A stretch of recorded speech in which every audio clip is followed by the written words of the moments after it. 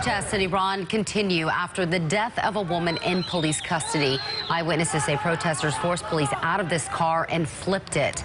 And more than 100 people protested in downtown Raleigh tonight, supporting a women's rights movement halfway around the world. CBS 17's Lillian Donahue live for us tonight. Lillian, you talked to folks who were there at this rally today about how this is impacting people here at home.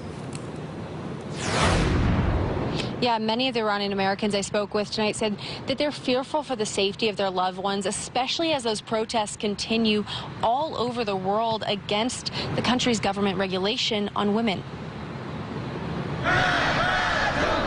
The large crowd in downtown Raleigh chants the name of 22-year-old Masha Amini.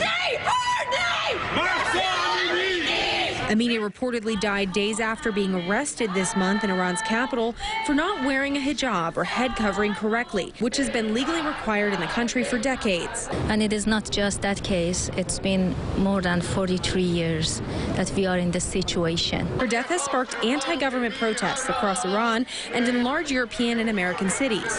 Freedom of the woman, freedom of the choice. If they want to wear a hijab, that's fine, but that's their choice. But this is not a political issue. It's more of a human rights issue. Brandon Kashani grew up in both Iran and Raleigh and went to NC State. He says his mother is currently in Iran, but communication is limited. My mom is currently there. Haven't spoken to her all week. She's from Raleigh, born and raised here. And he fears for her safety and that of his friends. Some of them are dying. Some of them are getting beaten up, and it's sad. He only has one message for his fellow North Carolinians. And it's really easy for us to sit here on our couch, in a country where we have freedom, and say, oh, it's sad what's going on there, and there's really nothing we can do. So this is probably the absolute, least or most amount of thing we can do is just spread awareness so people talk about it.